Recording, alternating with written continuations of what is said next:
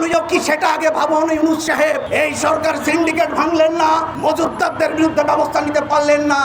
এই সরকার যারা মাজার ভাঙছে, যারা পাহাড়ে আদিবাসী বন্ধুদের উপর হামলা করছে, যারা নারীর অবমাননা করছে, তার বিরুদ্ধে কোনো ব্যবস্থা নিতে পারছেন না।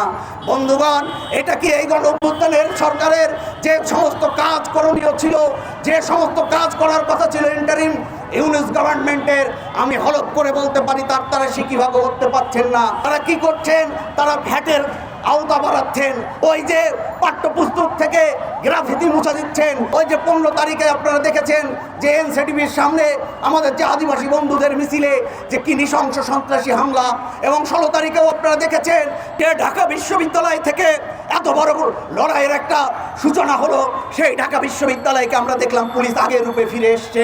আমরা বলতে চাই যে আপনার করণীয় কি সেটা আগে ভাবুন ইউনূস সাহেব।